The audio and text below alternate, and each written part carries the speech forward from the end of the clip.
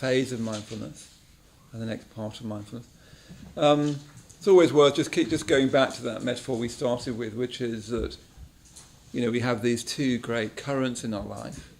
A current in our life that takes us, very deeply and very habitually towards unawareness, towards distraction, towards aversion, towards egotism. And the Buddhism has called that current in our experience, samsara, the tendency to move towards samsara. Yeah. And we've all got that very, very strongly. Sometimes that current feels very strong, sometimes it's less strong, but we're driven by all kinds of forces, some of which are conscious, many of which lie just below the surface of consciousness, and some of which, I don't quite like the language of unconscious. I think actually increasingly think that's unhelpful, but many of which at least are very difficult to be conscious of, fully conscious of, where they drive us without us noticing. Buddhism uses the language of samskara, which means habits. We've got very deep habits of our mind running in a particular way. Yeah? I think the language of unconscious makes them sound a bit frightening, as if they're running, but they're nothing to do with us. It's more like we've got, if this current of our life, there are all kinds of rocks and boulders within that stream of our life, and they tend to make the current run in a certain way. It's interesting, even that idea that they're deep habits, that's problematic, because it's often that there's so much deep habits, because they can go quite easily, particularly on retreat. It's just that they're very habitual habits. They're just what we do in the same situations. They're just very habitual. Sometimes we can think they go very deep, but actually I'm no longer so convinced about that. I feel I've got my own deep habits, but that itself is a habit. Thinking that you've got these deep habits are going to be really difficult to change. You mean that itself can be a habitual view which sort of establishes that. It's more that the current of our samsara is very habitual, and when we don't attend, that habit tendency just runs back in without us noticing. It's not that we even do it, it's just that the habit does us, doesn't it? And often you don't notice until afterwards.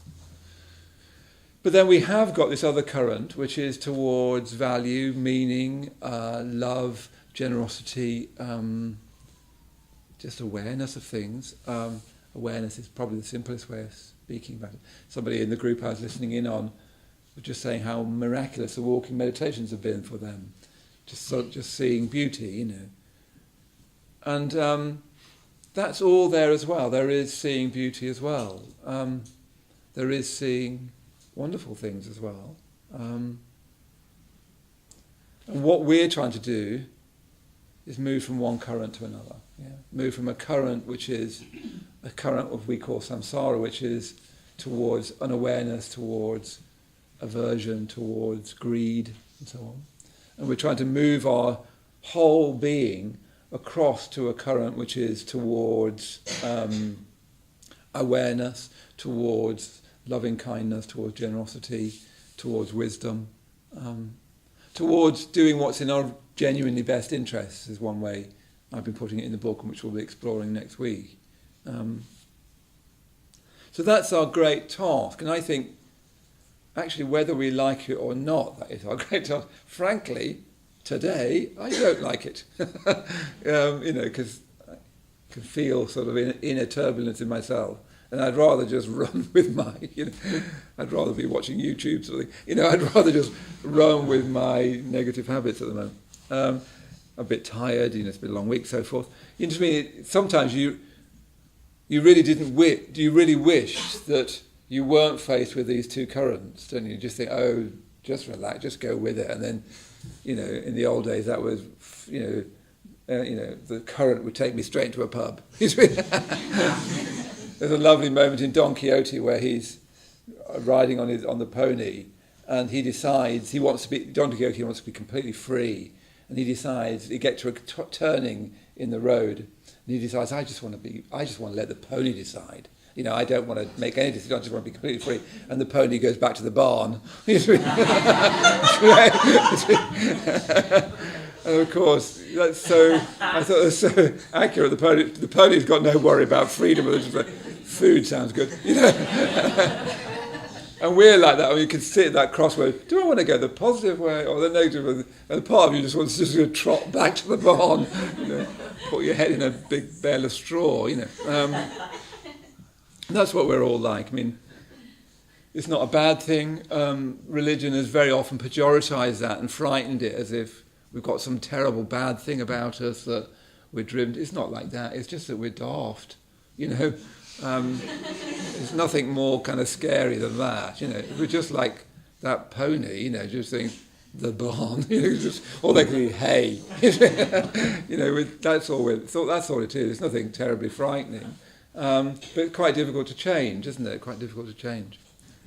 And the main issue is always to do with your mind, isn't it? The main issue, and one of the things we're trying to learn on this course, is the great issues of life are always to do with your mind. They're not to do with your bank balance, although that's your income is only important up to the poverty line and slightly above it. Apparently money makes massive difference to your well-being up to the poverty line and slightly above it. The more you go beyond the poverty line, the less money makes any difference. Status, success, sex appeal, all those things. For instance, your looks makes very little difference to your happiness. You'd think that if you were drop down gorgeous, you'd be happy as Larry, but apparently it makes very little difference to your happiness levels. The thing that makes a difference to you, interestingly, that your health doesn't make very much difference to your happiness either, because we habituate to our health very easily. But your attitude to your health has a huge effect on your happiness. Yeah? So you get people who are very, very unwell, who are very happy, and people who are not very unwell, who are very preoccupied that and very unhappy. Yeah? So even things like your health doesn't have anywhere near as big an effect as you'd think. The key matter of all of our lives is the state of our mind. Yeah? And what Buddhist mindfulness is really focusing on is this stage of mindfulness, is mindfulness of our mind. The Buddhist word that we're using is citta. I've left it untranslated because the word mind itself is problematic. The English word mind suggests, it's very thoughty, isn't it? It suggests that mind is mainly a kind of thought thing, like you're working with a computer or something. Citta means mind, heart. It's more like it includes it's basically your state of being, which has a thought element, a feeling element, a volitional element, and probably lots of others. So if you're in a bad mood, you're having all kinds of critical aversive thoughts, you're feeling all kinds of vedanas, as we learnt last week, and you're washing up in a very noisy, resentful kind of vibing off ill will to your household. In other words, your volitions are showing up as well, and you crash around and things like that. So that's your state of mind, yeah? But you see how the word mind doesn't quite capture all that. Mood is a bit better, but that's a bit too emotional, because actually a lot of your state of mind is actually, not my state of mind, it is actually to do with thought. It's just not to do with thought as we usually conceive it. So we don't weirdly even have an adequate Western word for this state of being we are just now, which has a thought element, a feeling element, a body element, so on, yeah. So that's where we're coming to today in mindfulness, is mindfulness of citta. And this week and next week are absolutely key to what mindfulness is really about. What we've done so far, if you think about it, is that we've started to notice our mind. The other thing I always think when I talk about this is, I don't know when I say mind, I actually don't know what that is, nor do you. It's interesting how it trips off the tongue, but nobody knows what human minds are. It's still massively mysterious. So we can say, well, our mind, but we don't know what it is. For instance, it doesn't seem to be a thing. So if our mind isn't a thing, it doesn't have contours, it doesn't have edges. Only things have edges. If it's not a thing, it can't have number. There's all sorts of problems, even about that word, what we mean by mind. We don't know what it is. Anyway, I'll leave you to think about that in your spare time. It's been thought about for a long time and nobody's got very far, so it's worth remembering, though, we don't actually know what mind is. So what we've tried to do is notice. You can imagine, you notice, golly, here's my state of mind. I think often you notice mind in crisis, like you've been really stressed at work, or something really bad's happened to you, or something's really drawn you up short, and you've had to notice, golly, this is not working. This gig called my life is not entirely working. And then you start to force to notice your mind. So first of all, you're forced to notice your mind in some way. And then what we have been doing is realising that part of the issues about your mind are actually to do with your life, to do with my life, the lifestyles we lead, where we're massively over-saturated with information and so on, where we're chaotic and so on. So the first week we try to simplify our life so that we can start to notice our mind more, really. Not just so that we can have a tidy bedroom, valuable though that is, but so that we can start to notice our mind rather than be always catching up with the chaos that we spread around us. And then once we've done that, we try to step out of the mind into the direct experience of the body, because so much of our experience is a phantasmagoria of our mind, isn't it? Images, reflections, stories, memories, fantasies, plans. And the first training in mindfulness is stepping out of that into the direct experience of the body. I think the Buddha would want to emphasise that much, much more, and would want to go on about that a lot now, especially given how much our mind is being taken by technology, is being taken off us and manipulated by technology. So first thing to do is step out of that, however you say that word, ratiocination, that thinking a lot, that propuncture, into the direct experience of your body. And then when you do that, you notice that your experience has Vedana. You notice that it feels like something. It feels somewhere on the pleasant spectrum, somewhere on the unpleasant spectrum, or you haven't decided yet, which basically means it's sort of neutral to you, but it just means that it doesn't show up very much. Yeah? And the other mysterious thing about Vedana is that everything has Vedana, including me talking about Vedana has Vedana. Theories have Vedana, for instance. When people talk about a theory, usually it's a theory that gives them some kind of Vedana that they like. One of the things that some of us have been thinking about is that Buddhism has no mania for explanation. One of the reasons we like theory is because it makes us feel secure. We're in a very theory-laden, ideology-laden world. And the reason why people take on ideologies, it makes you feel secure, makes you feel right. And when you feel right, you feel like you're in charge a bit. The problem with feeling right is that sometimes we're keener to feel right than to be happy. It's amazing how, even if you're unhappy, you can really strongly grasp onto, yes, but I'm right. And these are the persons to blame, this is the government to blame, or whatever it is. I am right, as if that gives, it's sort of a terrible comfort, being right, you see what I mean? But the reason why we take on ideology is because it gives us a pleasant Vedana. We feel, I'm in control now, I know who's to blame, I know why I'm so unhappy. We've got an explanation that makes us feel in control, and we're doing that because it gives us a slightly pleasant Vedana. Actually, it doesn't do the job we're trying to do, but that's why we're doing it. So even things like theory, memory, have Vedana. So it's not just body has Vedana, thought has Vedana.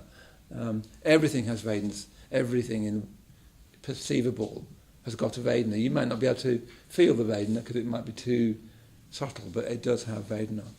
And we're driven by Vedana without noticing it. And as Donna Utah was saying, that Vedana are therefore the building blocks of our emotions. So we build our emotional mental state. Emotions, again, are a slightly one-sided word. So they're really the building blocks of our mind, which is, again, emotional, intellectual, physical, and so on. So out of those very core experiences of this is pleasant, this is unpleasant, not that you think like that because it's just driving you, you build a world out of that. Just to give a sort of terrible example, in my mind anyway, I remember when I was a child, my family ran a coach firm, and the coach drivers used to come into the kitchen and have breakfast, which I used to hate. Anyway, there we were as children, and all these coach drivers munching our toast. My family were very generous, and there'd very often be, who's got our jobs discussion, or in those days it used to always be about the IRA, or people from Bangladesh getting our jobs. Neither of which, nobody in those lovely guys, don't get me wrong, but they had no understanding of the Irish problem, and nobody was trying to take their jobs. They were living in a sorry folks, they were living in a small English town. They didn't know anything about that. What they actually had was that feeling that all of us have sometimes, that something's not very good, our life isn't what we want it to be, I don't feel very successful, possibly I don't even feel very loved, and I want someone to blame for that, because then that made me feel a bit better about it. That was really going on. And even as a child, I felt I could tell that. I thought, but people don't know what they're talking about. I didn't either. But I could feel that it was personal, really. And you see how that's an example, again, of how we use ideology to try and make us feel better. It's actually often nothing to do with that ideology at all. They didn't know anything about the Irish problem. They didn't know anything about people from Bangladesh, They'd probably be quite polite to them if they met them. But, they had a theory that they had our jobs, and that's why they were unhappy. And that made them feel right, and that gave them a bit of comfort. And that's true the world over, isn't it?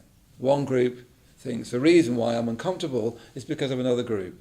That group says the reason why I'm uncomfortable is because of that group. And on we go, Very, very difficult to break out of. But the explanation is to do with the Vedana of it making you feel right, and that makes you feel a little bit superior, a little bit in control. And it's very intoxicating and dangerous, that feeling of superiority, even if that's the superiority of being a victim. Anyway, so what Buddhism's always trying to do is get us to see our state of mind. First of all, it's saying, actually, you won't be able to get very far with that until you step out of that into your body, because you're just mixed right up in it. You haven't got a state of mind. Your state of mind is you. You know what I mean? Mostly, we don't notice that we've got a state of mind. We're just in it, we're the puppets. We're the puppet of our state of mind usually. So the first thing we need to do is get enough perspective to see that we have a state of mind. Do you see what I mean? The way to get perspective on your mind is to step out of it into your body. It's then that you start to realise, actually, I'm on the strings of Vedana, and I'm on the strings of all kinds of things. I've got this state of mind, So the first two stages, mindfulness of body and mindfulness of Vedana, are all about creating a bit of perspective so that you can see, golly, this is a state of mind I've got here. This isn't a fact. This isn't me in some weird abstract way. It's a state of mind I've got. Now this is much more difficult to grasp than we realise. Those coach drivers, they didn't think, golly, I'm in this state of mind where I want to blame other people for my own sense of inadequacy. They just thought, no, the fact is, these people have got our jobs, and that's why, that's why it is like it is. So you can't do anything without stepping out of that whole thing, getting into direct experience so you can see where you are. So all of those first two stages are building up to this third stage of mindfulness of citta, mindfulness of your state of mind. Yeah?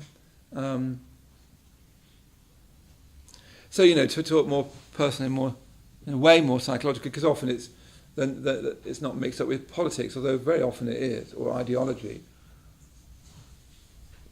Like one of the things that I easily get into, and I'm sure some of you will do this, is comparing myself with others, particularly others that I think are more Buddhist than I am, more impressive than I am. I know it's hard to believe. Anyway, it's not so hard to believe if you've known me, actually. People who are more impressive than I am, people who are doing better than I am. I easily have a habit, and I always have had, of comparing myself negatively with those people and then feeling, sort of done down by them. They're not doing me down, but just feeling that, Very, very difficult, when those things are habitual, and that is a habitual state of mind for me, very difficult to spot that, no, that's just a state of mind that I get into. It's not a foregone conclusion, it's not a fact, it's not just how things are, it's a state of mind. As soon as it's a state of mind, you can do something with a state of mind. But it's very difficult to spot that this is a state of mind. This is what I'm doing, So you to be able to spot it as a state of mind, you need to practice these first two stages of stepping out of the state of mind into body, into Vedana, so you can start to actually take full responsibility for this is my mind, this is what I'm doing. That comparing myself thing is really to do with the habit of feeling sorry for myself, which is one way of doing that aversive thing, is to somehow find a reason to feel sorry for yourself. Very tempting. It's completely fruitless, isn't it? And people really don't like it. It's really a bad look, but it's very tempting. So the thing with these things is we often don't notice them. They're just, because they're habitual, these states of mind, they lie just below the surface of our awareness. And because they're habitual, we take them to be true. Because we've thought them a lot, because I've compared myself a lot and felt a bit sorry for myself a lot, I take that as being a really meaningful kind of perception of things around me. You do a proper reading. In one of I think in the other book, I was talking about this idea of the narrator in a novel. One of the things that I think it was Nabokov, wasn't it, that created it, is the unreliable narrator. When you have someone like Austen or Tolstoy, the narrator is like godlike, and what they say about the characters is all true. Then you have this unreliable narrator later on in literary history, where they're saying things about things and you discover that they're not true, or that the narrator themselves have got a bias. Now, we are unreliable narrators, but we take ourselves to be narrators like in a Jane Austen novel or a Chekhov short story, where, no, we see things exactly as they are. We know your motivations, we know who I am. We take ourselves to be a reliable narrator. So what we need to do is take more responsibility for our state of mind. That's the first thing with mindfulness of citta. Much more difficult than it sounds to say, this is what I do. I bring this. Yeah, and you need a lot of mindfulness and you need a lot of positivity to do that. And then you try and work with it. So you, first of all, the simplest way of working with a state of mind is to drop underneath the state of mind into the Vedanas that are supporting it. So if you get into that, I'm the one that does all the work around here, that's a citta. Sometimes it comes up as a big banner headline in your mind, I'm the one who does all the work around here. That's a state of mind. And you drop beneath that and you notice how you're feeling just now. That's an abstract universal thing. It's almost certainly not true. Or it's very partial at least. You need to drop underneath that into the Vedana and try to take ownership of the Vedana. That's where your freedom lies. I mean, you can do. I mean, I've talked a lot about it in the chapter, but so do read the chapter. It was very important. This whole area, like crucial for all of us. You can also, of course, do all sorts of more complex things, like ask yourself, is that true?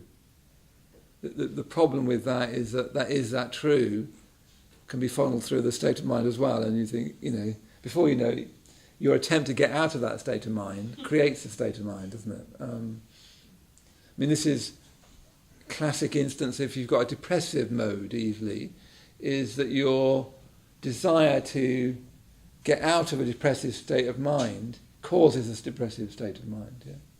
So if you have a tendency to feel low, you'll tend to think things like, what's wrong with me? Why am I not happy? I was fine a minute ago, I'm not feeling great now. What that does is it makes you feel more and more unhappy. And then you think, okay, I really do feel unhappy now. I can't believe it. What's wrong with me? The very way of trying to get out of that habitual, self-critical mind is an expression of that mind and creates more of it. Do you see what I mean?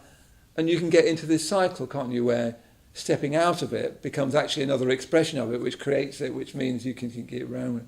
So do you see how you need these earlier stages?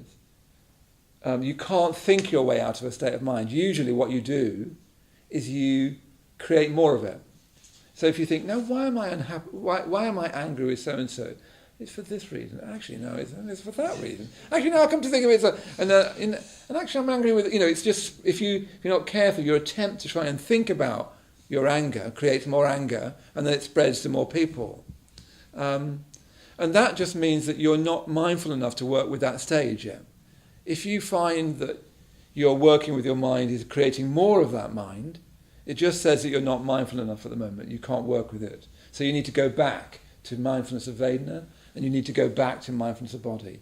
Sometimes you need to think, tell you what, I can't do this mindfulness of Chitta just a moment. I'm not able to do that. I need to, but I can feel my body. Anybody can do that. Yeah. Okay, this is really uncomfortable. Like, I don't know. Say we've got a child. I remember somebody was saying to me that he's trying to put her son to bed, and he just couldn't get him to go to bed, and finding it really painful. She had a long day. She just wanted to get into bed and then go and have a cup of tea. And she said normally she gets angry, and then she just tried to just stay with this is really, really uncomfortable. And then out of that came a better decision about how to act. So very often a new mind state comes out of not here's my strategy for it, but here's me really just feeling, golly, this is really uncomfortable, without getting into that and who's to blame for it, that mania for explanation. I think that mania for explanation is extremely pernicious. We all get into it, and it's at the moment being fed by Facebook and fake news and all that sort of thing. We have a mania to explain because we feel uncomfortable. So let's come back to just feeling uncomfortable. Yeah? If you could be mindful of that deeply enough, sometimes a new way of thinking arises from its own side that's not the usual mindset. Yeah? So for the main thing I want to say to you tonight is try to take notice your state of mind and own it as yours. It doesn't belong to other people. It feels like it does. If only they would stop doing such and such, I'd feel better. Or you can even think, I'm like this really chilled out guy, but they keep on really winding me up. You see what I mean? You really can, but I just can't understand why it keeps happening. I'm like such a cool dude, but life keeps on winding me up. You see what I mean? It's amazing. We can all do that. So first of all, it's like, this is me winding myself up. Very, very difficult to do. Strangely difficult to do. This is me. You have to sort of stop yourself and grab yourself by the collar and give yourself a good talking to. And then you try to say, let me just feel how it feels. Yeah, let me just feel that state of mind. Try and stay with that. Now, the way that I've been thinking about this and the way I've been trying to practice it in my own life is what I call reaction practice, what we call reaction practice. So this is the next thing I want. So what I want you to do with your home practice is carry on doing your walking meditation. If you didn't meditate last week, start meditating this week. If you meditated once last week, do it 2 or 3 times next week. This week. You'll need to meditate. There's too many forces against you to develop mindfulness. You need a place where you're developing that. So do that every day. Do your walking meditation. Do it with low expectations. Just do it. Just do the Nike practice. Just do it. Do it with a sense of humour as well. Don't be over earnest about it. Stop that. It won't work. Don't benefit your friends with your spiritual advice. It's really not helpful. Etc. Etc. Just do the practice. See if you can do the walking practice, and then see if you can take on this reaction practice. So reaction practice is where you really notice where you react. All of us react along habitual lines. Yeah, some of them really flare up. I've got a friend of mine lovely guy, so sweet-natured, and suddenly he'll lose his temper from nowhere. It doesn't happen very often. He'll get himself into trouble one day. You can really, you would never expect it of him, and then he's terribly apologetic about it. So that's one way you might flare up. You might be a bit more like me, where you have a tendency to sort of go on this muddy slope towards feeling sorry for yourself. You might, have that reaction, that slightly crowing reaction is the other thing, where you just think, oh, well, I'm just actually brilliant and better than everybody else. That's a reaction as well. I'm right is a reaction. So try to notice where you react. Usually it's to do with other people, isn't it? Most of the thing we're practicing with mindfulness really is to do with other people. It's usually other people that we react to. And if you can't think of a friend that you react to, think of your partner or someone in your family. I bet you react to them. So try to start to notice the etiology of reaction. How do you react? What flares up for you? Feeling criticised, feeling rushed, feeling not good enough, feeling everybody else is not good enough. Where do you react? And you'll tell, because the more you react, it's very physical, isn't it? You feel it in your body, you feel it in your mind. Really see if you can notice that reaction. Actually consciously get interested in that. Here's me really reacting. Try and feel it. And then what I've been trying to do, even though what I do sometimes in meditation is call it to mind. I think about something and I try to bring it to mind when I was reacting, feel that, and then try to think, so what am I... Because when you're reacting, you're trying to defend yourself, aren't you? It's really to do with threat. So what's threatened? What really is threatened? What is this me that is being threatened? Where is it? I remember one meditation particularly, I got really angry with someone in my mind, and I just brought it to mind, and I could feel this anger. I could feel that I felt threatened and criticised, and I think it's okay, fine. So who's being threatened? Where is it? Where is this little me thing that is being threatened? And the more you look, the more you can't find it. You have this kind of penumbra of feeling and sensation that is protecting you from something, but you can't find the you that it's protecting you from. But don't take my word for it. See if you can notice a reactive situation. Traffic is another good one. Computer problems.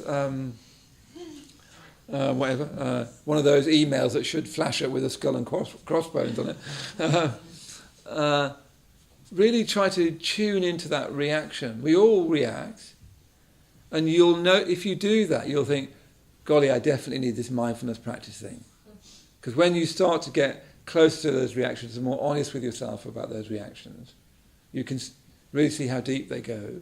And then I need this mindfulness thing. So let me just feel it. So you might even say that to yourself. You're in a meeting again and you hate it, and you just say to yourself, let me let me just feel it. Let me actually keep my mouth, in my case, let me keep my mouth closed for a bit and just feel this reaction. And then try to feel, what am I trying to defend? And you don't need to, you're not trying to ask a sort of philosophical question, you're not trying to analyse it, you're trying to sense, so this is a kind of defensive reaction, but quite what am I defending? What is there to defend? And then you'll say, well, there's this me feeling, so what does that feel like? So you're trying to burrow down in reaction practice to this hot core of our egotism. And as we're going to find out in the next few weeks, that hot core of egotism is just not in our own interests. It burns us. But usually it's covered over by all kinds of sophistications. But sometimes when you react, you're really presented with it, aren't you? I remember being struck once getting onto a bus and somebody crashing into me. And you can really react, in a certain mood, you can really react to that. And then I was thinking, but hang on, they're not crashing into me, they're just crashing into someone. You know, they didn't think, who shall I crash into? The old guy. You know, people have started standing up for me on the tube now. It's like, I can't decide whether to be horrified or flattered. Anyway, you know, it's not really you. They're just crashing into someone. But you know, that hot core of egotism takes it personally, doesn't it? I can't believe this is happening. And if you're not careful, you're like, it's happening to me again. As if, you know, people are constantly looking out for you to crash into. So you're trying to get in touch with that kind of hot core of egotism, and you're trying to say, let me just feel what that is. Because golly, that's having a massive effect in my life. Let me just try and feel what that is, and let me try and see if I can feel it without reacting to it, you know. Let me see if I can gain a deeper insight into that. Because it's trying to protect me from something, but actually I can't find what it's trying to protect me from. It disappears when I look, yeah. So that's what I wanted you to try to do this week, is do your meditation practice, as we've been saying. You might even, if you want to, in a meditation, just say, let me try doing that reaction practice. Let me just bring to mind that situation. Try and get in touch with that, you know, that reaction. And then, where is it? Where do I feel it? What is it around, and what's in the centre of it? Yeah, you might even try and do that. But do the meditation practice. This reaction practice, by the way, isn't in the book. You're supposed to be doing a mindful moment now, but I think this is much more important, frankly. And if I was going to rewrite the book, I'd put this in instead, but I'm not going to. I'm going to write another book instead, which will have this in it. So try to do the meditation, do your mindful walk, and try to think, okay, what I'm mainly trying to do is, what is my state of mind? Try to take ownership of my state of mind. Every state of mind has got all these little hooks on it, and those hooks hook into the children, my mother, the government, the tube system, my boss. But you're trying to just unhook it from those things and this is the state of mind I'm in. This is my state of mind. I'm not to blame, but nor is anybody else. This is my state of mind. How am I going to let me feel that, and then I'm going to, from feeling it, instead of just trying to think my way out of it, I'm going to try and find a new solution to it by gaining a deeper insight into it. Yeah? The first thing is just stepping out of the mind state itself into Vedana and just being with that. However uncomfortable it is, just say, just let me feel it, just let me be with it. Yeah? And I'll come back to what I think about it later, but just let me be with it. And you might do that in your mindful walk as well. So let's finish. We'll do a little bit of meditation at the end, but let's just do something in pairs. Say how you're going to get on with your meditation, what's happening with meditation, how can you meditate more this week, your mindful walk. And you might, if you want to, just say what is an obvious flashpoint for you. So you've got a week coming up. When are you likely to react? When are you likely to practice this reaction practice? Because that will help you remember when it comes up. Yeah. So let's just do that in pairs or threes. Yeah.